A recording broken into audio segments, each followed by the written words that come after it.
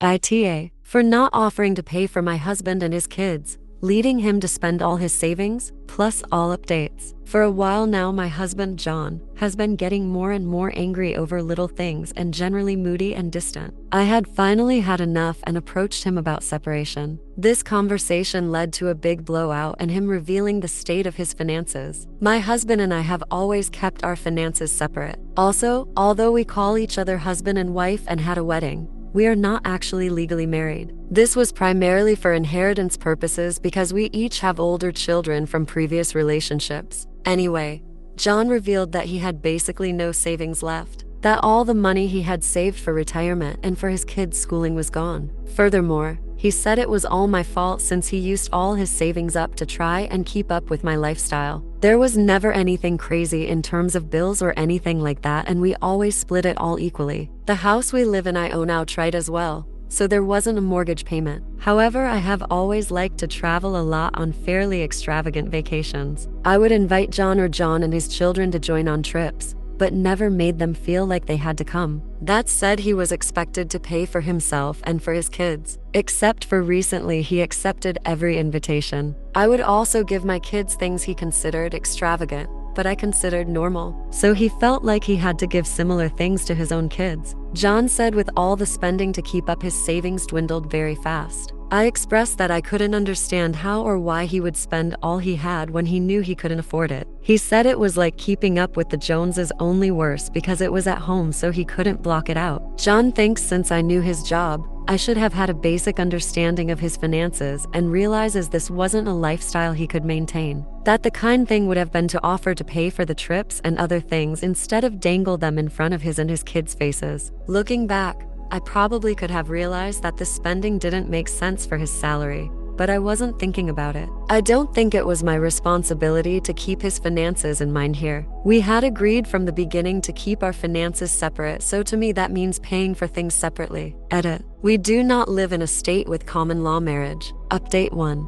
After reading all the comments on my first post, I realized I needed more time to think about things. I also thought with the situation how it was, it would be best that we spend the holidays apart to avoid any controversy. He wasn't a fan of the idea, but I eventually got him to agree to go. Last week, things settled down, so we met up to have a more detailed discussion about the state of his finances. A few more things were revealed. I found out that he had lost his job earlier this year and didn't tell me. He got a new job in October, but he went over 4 months without one while pretending he still had one. During that time, he only got a small amount of money from unemployment, so he started putting everything on his credit cards. His new job doesn't pay as much as his old one, so he hasn't been able to pay more than the minimum towards his debts, which are now substantial. I feel like if he had just brought up all these issues earlier, this could have been avoided or we could have worked something out. Now I really just feel like I can't trust him. I can't trust him with money, and I can't trust him not to hide things from me.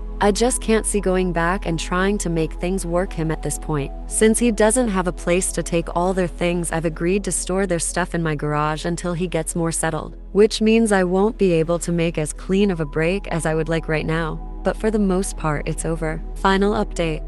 For anyone who hasn't read my previous posts, there's 2 of them exposing what happened under my username. I like the suggestion I was given when last posted of paying for a storage unit for their things for a few months. My ex, however, did not agree to it. He said it would make things too difficult because the closest storage location was too far out of the way. It definitely felt like he was still trying to cling to things. Since I couldn't get a storage unit in his name without his approval, I talked to a friend, who is a lawyer, about the situation. He helped me write up a notice that told him that he had 30 days notice to get their things or they will be disposed of. After 30 days notice was up, he still had only picked up a few things. I ended up calling his ex and asked her if she or their kids wanted anything before I got rid of it all. Well, they had been left in the complete dark about our relationship being over. My ex had been lying to them, saying I was sick and then he was sick with COVID, and that's why they hadn't been able to come over. I was not at all surprised this point. I figured she didn't know about the rest of it either and told her. She is livid,